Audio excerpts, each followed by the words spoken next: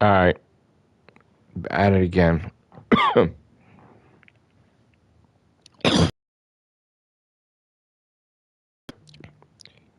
I think I screwed up, though.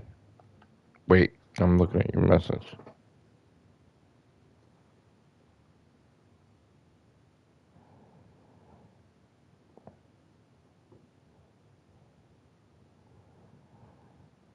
I don't know what that. I don't know, dude. What the fuck? I'm gonna have to. Um, Let me get the platinum for this, and then I'm probably gonna eat something, and then I'm gonna look into it. Because I didn't even eat anything. Oh, it's past lunchtime. I really slept into the afternoon, huh? Damn. It's definitely weird. But you know what? Like, what I was asking you is, because you're the expert on PS4 and PS5, is it possible for the PlayStation to be so fucked up that it's showing me like the game exists, but it doesn't exist?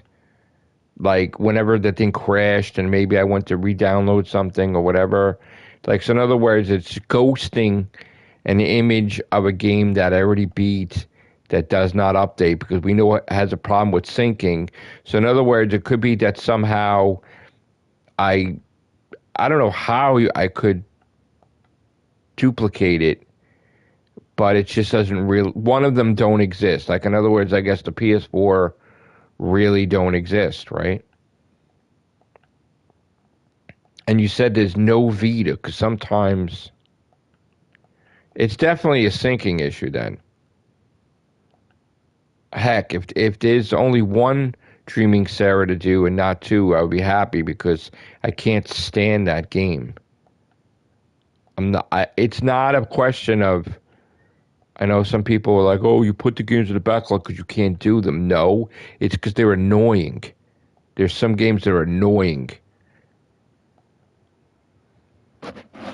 You know, games are annoying. I fucking. It's just taking the time up. It's tedious. You take the wrong turn, and the game is fucked up. Like it's. Oh, that reminds me of another game. Now that you're here, I could ask you about it. I bought the game because you told me about it, the Steingate thing, and for the life of me, I don't know what the fuck is left on that game to get the platinum. I thought I did everything, that visual novel thing. I thought I did everything, and I obviously fucked up somewhere.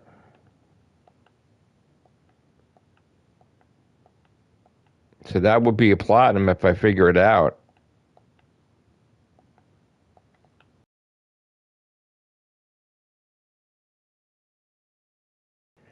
I bought it at your recommendation, but I don't know.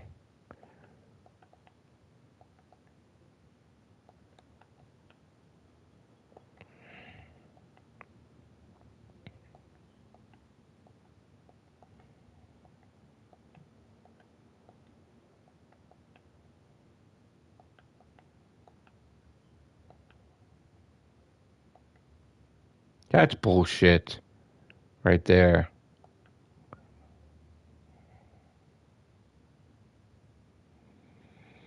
I kind of am interested in the lasagna slice, but I don't know if I want to walk that much to get it. It's a new type of slice that I haven't tried before. The lasagna slice. And I think that's the restaurant on the plaza, or the Plaza Pizza renamed. Um, I heard that there was a thing called the lasagna slice. And then I got to get myself to Brothers Pizza because they have the um, vodka Sicilian that I've never had.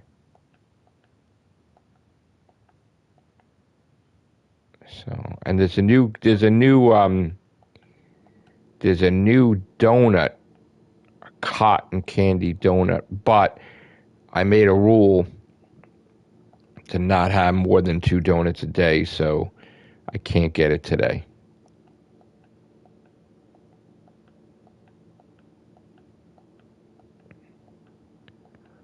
I'm not breaking my rule. Fucking shit! I think I didn't buy all these versions either. I thought I did. Unless I didn't download it. Maybe I forgot to download this game. I gotta look at this too because I didn't see it show up on my thing. I should have 2 more after this.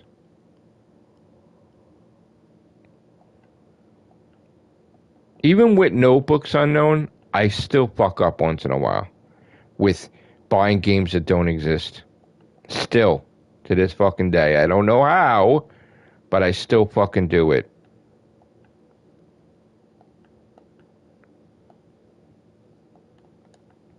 What is that?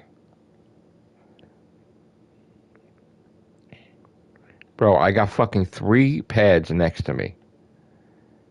3 fucking pads. Don't ask me why I have 3. Different meaning for each one. And I still fucking fucked up last week. I even forgot what it was.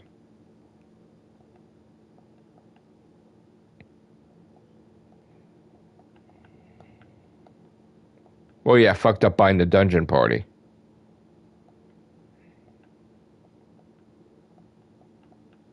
Yeah, I'm not technologically. You know that. I'm old school. I'm fucking old school, bro. And that's the thing. It's like, would you wanna, like, make your muscles weak where you don't know how to write anymore? Just by doing the pad? Like, it's practice for my hands. Especially as a writer, writing books. I like doing it the old-fashioned way, too, you know? Well, not the old-fashioned way typewriter-wise, but old-fashioned for me, meaning,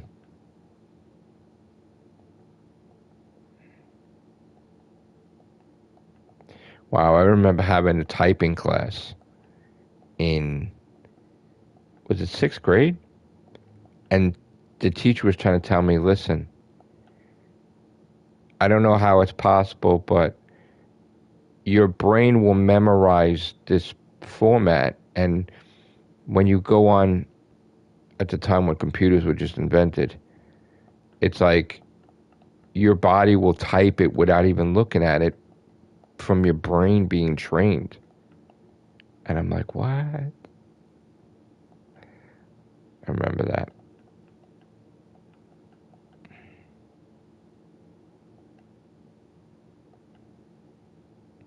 So you just type stuff on your computer and not even look at your keyboard to see what the hell you're fucking typing, and it would just be boom.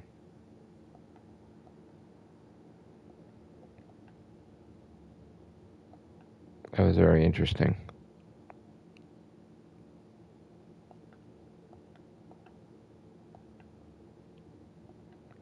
I had a typing class, typewriter. There was actually a course.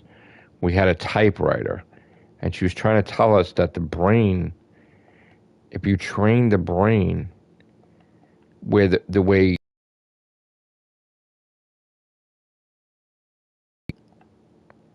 you'll never have to look at the keyboard again. And when you go to use the typewriter or the computers, which just came into being, that you would just type without looking at it, you know? And I always found that class fascinating because that happens when I'm on my keyboard and I'm like, yeah, I know. We actually had a typing class with a typewriter. That is antique. And also when computers were first invented, we had an hour class just to learn how to change the color on the computer, which was so ridiculous by today's standards. And then we had an hour class to create a cube on the computer. Like, you could make items on the computer. And I remember one of the first things I did on my Commodore 64 was I drew a TARDIS on my Commodore 64 with the pixels. And I was pretty fucking proud of it that it took me all day to do. All day to do. And the computer class for the year was basically learning how to change color, learning how to manipulate different things. And because the computers were just invented, it was like the biggest thing. Like, oh, I changed the color. Ooh, I made a block. I made a shape. And it was like, I even had a Lotus class where I was going at night back to my high school, way after I graduated high school, because Lotus was a thing too. And we were learning Lotus. And I would just go there taking these classes, and it's so ridiculous by today's standards. It's so ridiculous. But, yeah. I remember I needed extra credits I needed more credits for whatever it was in high school. And I did this thing where it was like a social. I know. There was this weird course in high school where it was like a social, like for you to socialize, right, with your teacher, but like your teachers, or in other words, you got to be as the student what the teachers do. So I would go all the way to the basement, and I would meet up with, I guess the person was my teacher.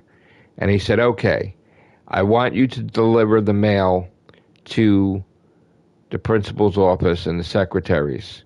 Okay. So I would go there and I would interact with the office of the school.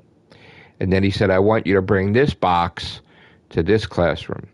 And then I want you to talk to this teacher. And I want you to ask this teacher about this. So it was basically a course to teach you as a student how to interact with people when you're not considered a student. You're like, in other words, when you graduate high school, like social skills to communicate with people, not as a student and a teacher, but as a person. So that way you won't be in a shell to get a job. It was like a social class. It was actually a class. And the class consisted of me traveling throughout the school, whether it be the school library, this, that. So that was actually a class that I remember, and I actually enjoyed it, even though it was just weird, because I found when I had my first job, I was so nervous of like interacting with people for the first time as a job, and not as you would interact people in life if you with your parents traveling here or whatever, but as far as being told what to do and then striking up a conversation, I know I had difficulty, but I didn't have as much difficulty because of that class. It was so weird, because a lot of times you would interact when you're first working with your coworkers, and you didn't know what to say. So I remember I kept saying hi, because I didn't know what to fucking say. I didn't know really how to communicate with fucking people. It's not like today, we have social media, everybody's communicating freely, but it wasn't like that. So when I had my first job, it's like, and you bump into a coworker in the aisle, it's like, I don't know what to say half the times. Like, I'm embarrassing myself. But after a while, my social skills got better. But it's just,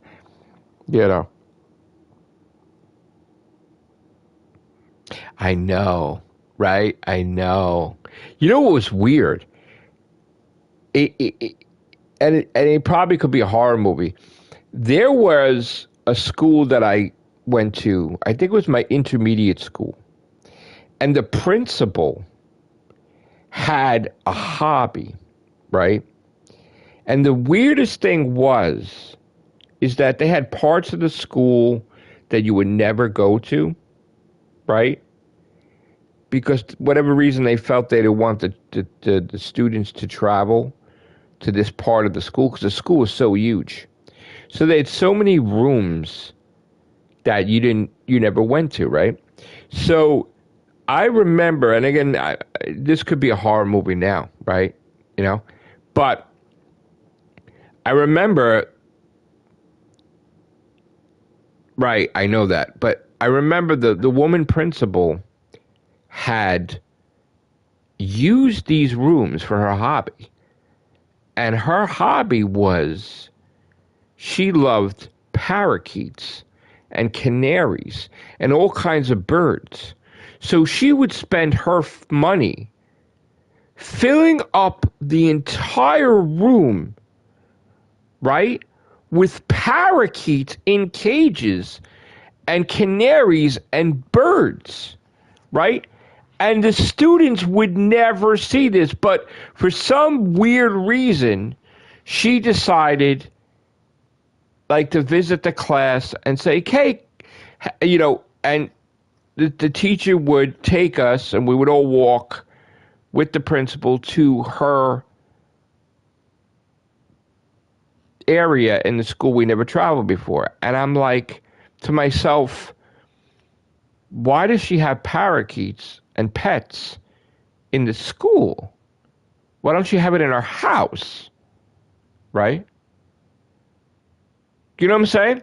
Like, why, and the amount of parakeets you have and birds, it's like, are you having your staff take care of those parakeets and birds and feed them and clean the cages and everything? And that's not part of the school curriculum. There was none of that. So that I found weird. I found that very, very weird that, you know, that was allowed. Because I don't think nobody knew that they had parakeets and birds in the basement of a school that they never... There was a whole floor of the basement that I guess they must have used when they first built it, but then for whatever reasons, they never used it again. So that one time she took us and I was just amazed. I just didn't understand.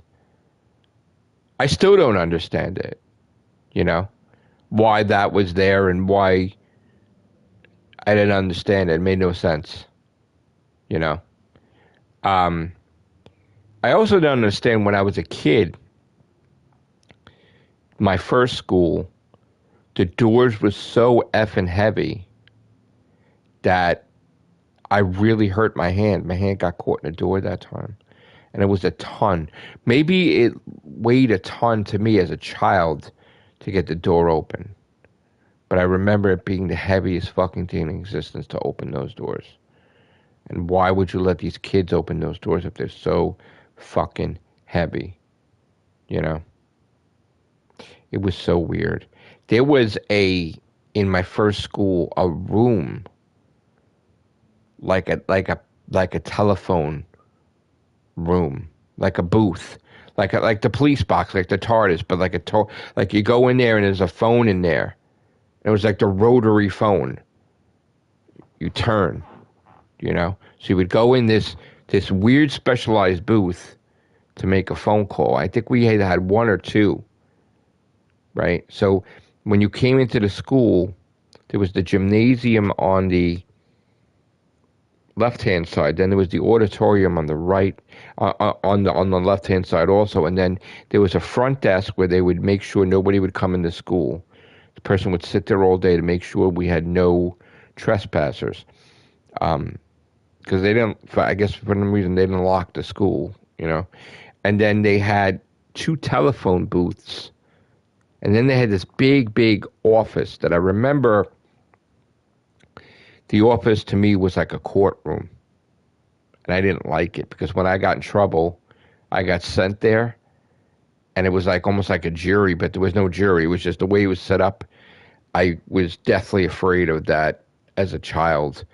The principal's office, outside of his office, because when I got in trouble and fucking scared the living shit out of me. I remember being so fucking scared. It would be what the equivalent of a panic attack is today. that you don't know a panic. You don't know you were having a panic attack back then. But I remember like getting in trouble, and I was friggin' scared shitless. Because too, I was scared of my father. Like if I did something wrong, my father would beat my ass. You know, I would get beat up. Like I would get hit. So I was definitely afraid of pissing my father off. And because like when I did bad, I got hit really bad. And I remember, like, I love my father and mother, but I did not, my father was all about discipline. Like, if he did something wrong, and I guess, like, I kept doing it, like, I got hit. I got hit. And I was deathly afraid of that. So I was afraid when I did something wrong in school, I guess, petrified that my father would be mad at me. You know, my mom would be like you know, like, and she'd be like talking, and she'd be like, the peacemaker, the peaceful one, and the explain things. But, if she didn't explain it right to my father felt I did something wrong, I would get hit. And I guess in that, I mean, everything's different nowadays, but I guess it shaped me up to be, but I would never do what to my kids with, my dad. Because I remember not liking that. I remember having wounds. No, and I'm laughing about it. It's not. I don't take it the wrong way. Like I wasn't. It wasn't like I was abused. It's just like when I did something wrong, I got hit. Like, if I crossed the street without looking, my father would want me dead, so I would get hit. Because people drive like maniacs. So it's the only way to teach you. And then I could definitely not. Going to two schools, going for another school for religious instructions, that was weird to me. Completely different type of school, just learning about God, and just so much of it. That was weird to me. But then again, knowing what I know now, my family was very religious. And there was I guess the Capriccioso line was very close with the church. Like, ridiculously close with the church in the past. I've talked about this because it's just fascinating to me. Like, it's fascinating to me because, like I just don't have some answers why. But, there was stories and told to me, like, that my descendants was, like, Knights of the Crusade, and there was a time where, like, there was soldiers for the church, and they did wars and battles, and it was so weird. So weird. And the fact that my father visited the Pope regularly was, like, weird to me, Because I'm like, what? Just weird. It was just so damn weird. And the weird aspect was that the church wanted me to be like a brother and then a priest. And of course, as close as we were with the church, my father, I was the last of my kind. And it was like this thing in the Italian heritage. You have to pass on the name. You have to have children. I'm the heir. I'm the last. And it was like a whole ridiculous thing in my family that by today's standards would not have that at all. It would be like, all right, whatever. And it was like a family crest. And there was like this whole fucking shit.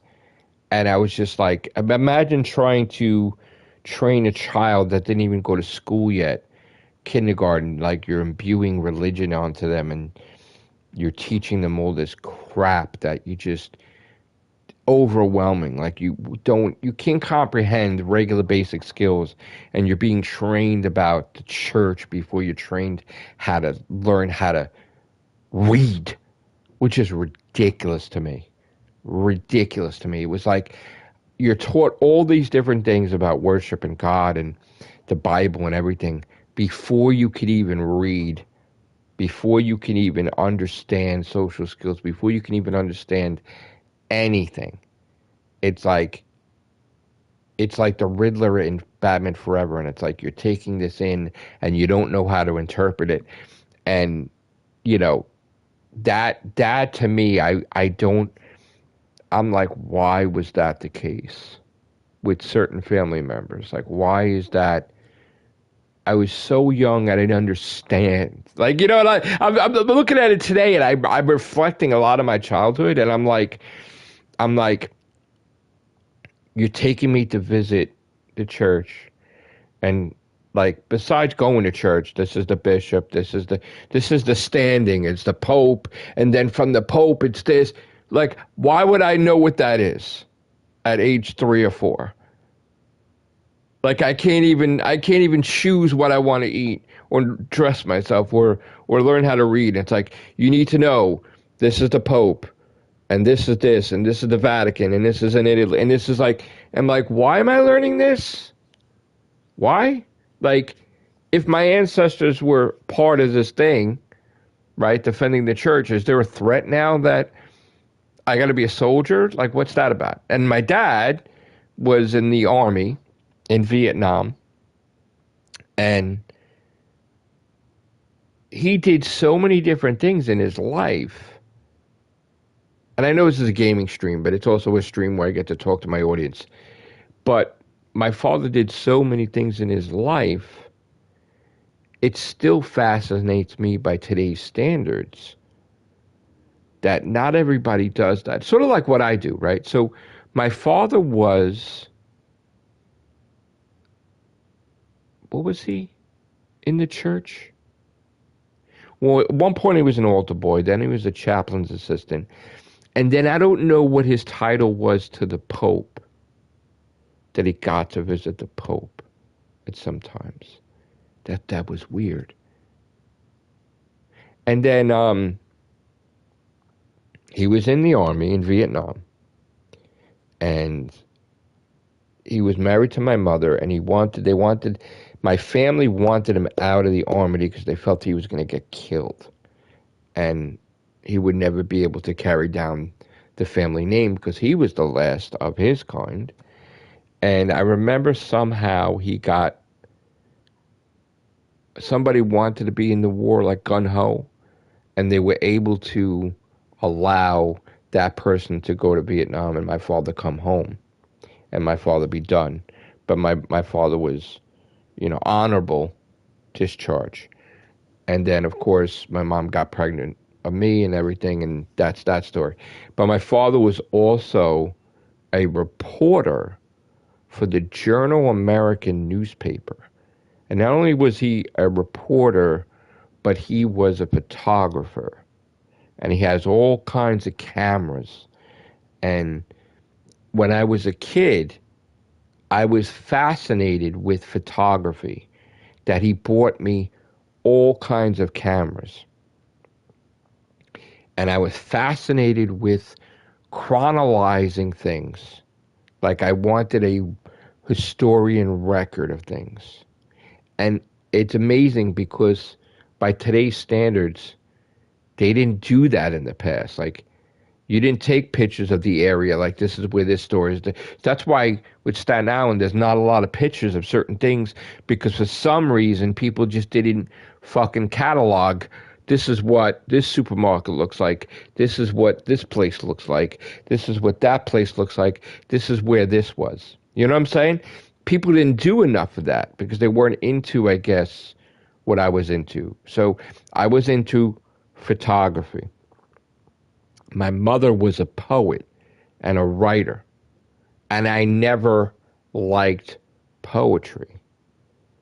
I always wanted to write a book, and I was like when I was younger, and then as I got older, I wanted to be in my sci-fi novel. but I was never into poetry until trauma hit, and I went through a huge, huge event that it was like the separation of me and my future wife and kids was like a whole thing, and then the poetry started flowing like ridiculous. I remember I wrote one poem and I put it in my yearbook, but I didn't like poetry. And then after that event, I liked poetry and I became like a poet besides writing fiction. So that's a brief history of that. So my father was a hey, what's up, Sir Peach? I'm just talking about capriccioso history, my history. My father was a photographer. He was a writer. He also had a microphone, and he interviewed people like celebrities back in the day, as well as being a professional pool player and a professional dancer. And throughout my house, there was awards and trophies of dance competitions that my father and mother took place in that got number one trophies all the time. And my father got trophies for pool, and I hated pool. I mean, he bought me the little pool table thing, but I was never into it. And my father had the pool stick bags, and he was like fucking ridiculous. Like, he had all this shit, and I was just like, and he had the thing to sharpen the stick and this and that. And he tried to take me because he really wanted me to be a pool player. But you know what? It's you either are or you're not, and I was not into it. I just did not. I did not like it. You know, he tried to take me to the pool halls, and I was just, no. No. And I wanted to be an artist because he was an artist. He was a professional artist. He could have worked for comic books. And I could not draw for my life. I guess, thinking about it, I always wrote, you know. And I don't know why. I wanted to be a writer and write books, but I always wrote. And it's so weird because I did shit that people didn't do. Like, when I was a kid, I wanted to write to the President of the United States. And I wrote to Ronald Reagan. And of course, I got the letter back and the seal back, and it was like, and to think about it, I wrote to the comic book letter pages.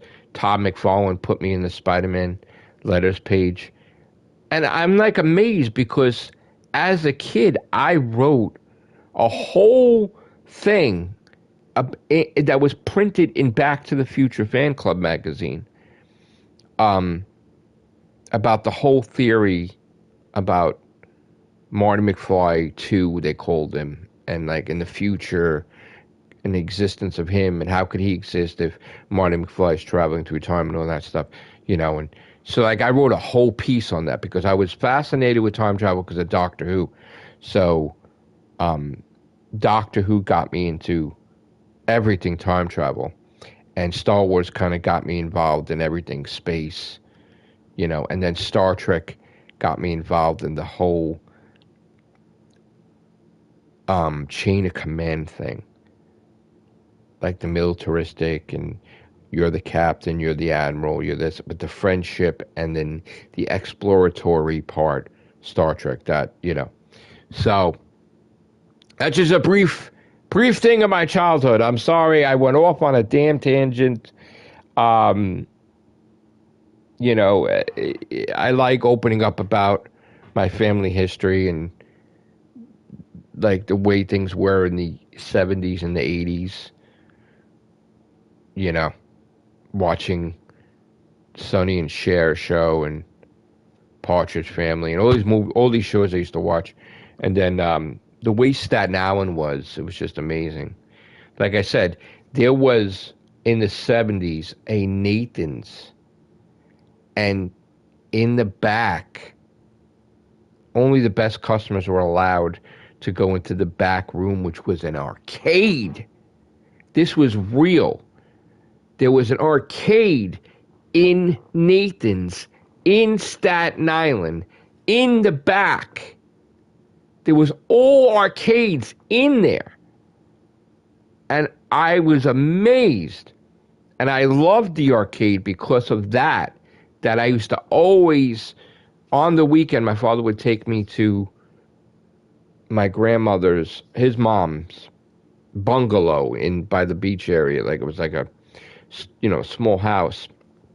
And on the weekend, I guess to give my mom a break or whatever, I would stay at my grandparents on the weekends sometimes. And my grandmother always, with my grandfather, took me to South Beach Amusement Park. Now, there was two parts.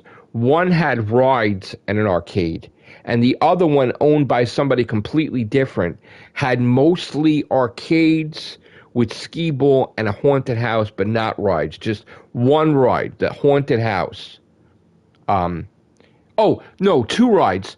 They had the haunted house and they had the bumper cars, and the bumper cars was my favorite thing. And in the arcade, there was a hot dog stand in there, and the guy would make you hot dogs while you're playing skee ball in arcade. And they had, I would always have hot dogs with root beer. And then of course we used to go to A&W. And maybe that's why it was always root beer, because whenever I went to A&W, they would come on their roller skates to the car and they'd give you your hot dog and root beer. So that's where that probably started, I guess. And then every time I had hot dogs everywhere else, there was I would always have root beer. And hot dogs were bigger than pizza back then. Like, there were hot dog places everywhere, where today's standards, there were pizza. There were hot dog trucks everywhere, hot dog places everywhere. Hot dogs was my number one food back then. And pizza wasn't as much as the hot dogs. It was so weird. And then something changed, and then it just became pizza places everywhere. And in the city, there was hot dog stands on every goddamn corner. And then I was sad when the city did away with that, and I guess it was after 9/11, it was weird. Then all these holla carts appeared, and all the classic hot dog things were gone. It was so weird. Anyway, that's just a brief history. I'm going to go on to the next game. Thank you, guys. I think this is platinum. Well, actually, I think I'm going to eat something now. Yeah, and then I'll come right back. This is 8,603, I think. All right, thank you, guys. Take care. Bye for now.